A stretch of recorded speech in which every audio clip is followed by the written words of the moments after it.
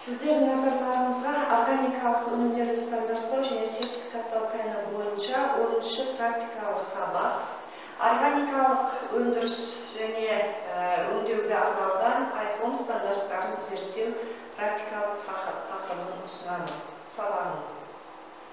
Әлемдік тәжірибеде органикалық өндірісті реттеу көбінесе ауыл шаруашылық өндірісіндегі фермерлердің өздері әзірлеген және қабылдаған стандарттар есебінен жүзеге асырылады.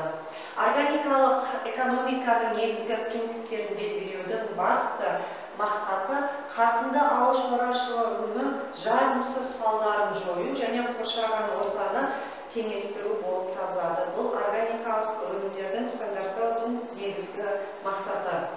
Биоланд, топырақ қауымдастығы, биосвис сияқты терминдер шетелдік америкалық қауымдастықтары нақты әзірленген стандарттар қолданылуда. Содан кейін олар органикалық ауыл шаруашылық саласында қалыптаса бастаған нормативтік құқықтық базаға ие бола бастады. Органикалық егіншіліктің алғашқы ережелері 1983 жылы IFOM бейімдеген негізгі стандарттар болып есептелді.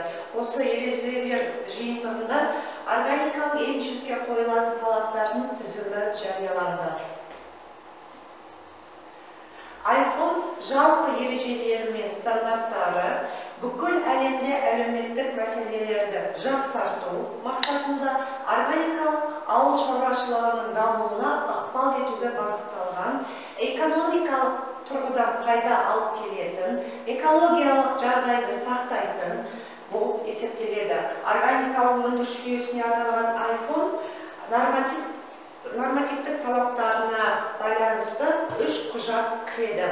Бірінші, органикалық стандарттардың, яғни қорыс жалпы мақсаттары мен талаптары IFOM бірыңғай талаптары кіреді.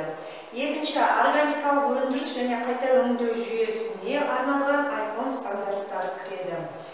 IFOM бекітілген үшінші, органикалық өндіріс пен қайта өңдеу процестерін бақылайтын сертификаттау органдарына аккредиттеу талаптары кіреді.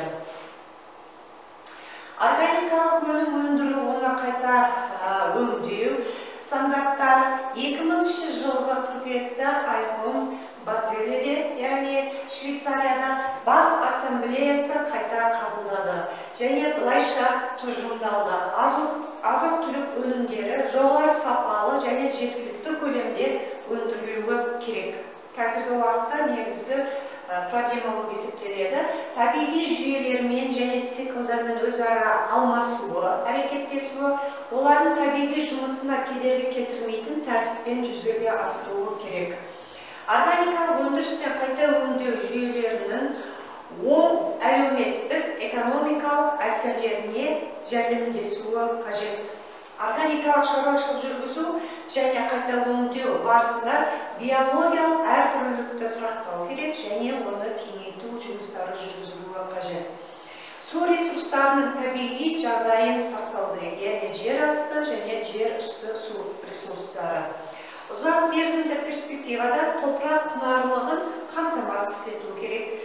Өсімдіктерді, жабайы жануарлар мен құстарды қорғау қажет, яғни солардың қорғау бойынша жұмыстарды қамтамасыз ету керек.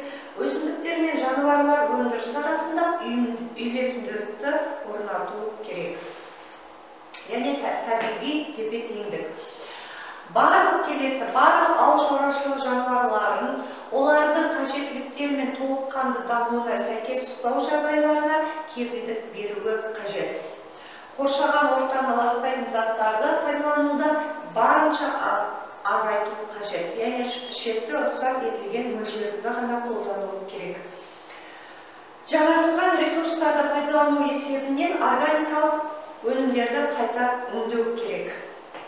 Биологиялық деңгейге толық ыдырайтын органикалық өнімдерді өндіру қажет, яғни тез ыдырайтын.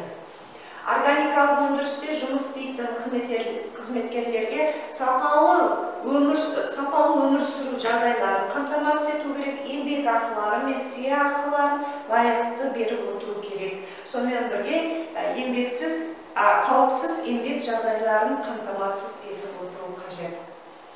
Халықаралық тәжірибеде бүгінгі таңда органикалық стандарттардың келесі түрлері бөлінеді. Халықаралық жеке немесе үкіметаралық негіздемелік стандарттар, яғни ICON, Кодекс Алиментариус комиссион, яғни халықаралық базистер стандарттары. Бұл көбінесе тамақ өндірісіне арналған. Негізгі қолданыстағы стандарттар директивалары, яғни American National Organic Program директивалары жатады. Үшінші, органикалық өндірістің жеке стандарттары кіреді, яғни Demeter, Natural, Bioland және Equation. Нормативтік талаптар органикалық ауыл шаруашылық өнімдеріне бөлек талап ретінде қойылады.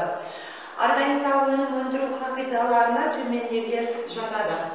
Органикалық өнім өндіру үшін қажетті жер ресурстарын сақтайтын топырақтарды өңдеу және культивациялау әдістерін қолдану. Бұл көбінесе агрономия саласына байланысты жүргізіледі. Биодинамикалық препараттарды қолдануға жол беріледі, яғни адам денсаулығына, қоршаған ортаға зиян келтірмейтін. Биологиялық тұрғыдан ыдырайтын микробиологиялық, өсімдік және жануарлар тектес материалдарды қолдану. Органикалық ауыл шаруашылығында пайдалануға рұқсат етілген сертификатталған препараттар мен қорғау құралдарын ғана пайдалану қажет. Сонымен бірге қоршаған ортаның ластануын азайту керек. Өндіруші органикалық өнім өндірісін құжаттауды жүзеге асыру керек, яғни құжат түрінде жұмыс жүргізілу керек. Оған келесі құжаттар жатады. Өсімдік шаруашылығы өнімдеріне қатысты өсімдіктерді өсіру және ауыспалы егістің жыл сайынғы жоспары, пайдаланатын сорттары, яғни түрлері, рұқсат етілген тыңайтқыштар және өсімдіктерді қорғау құралдары туралы жалпы мәліметтер жатады.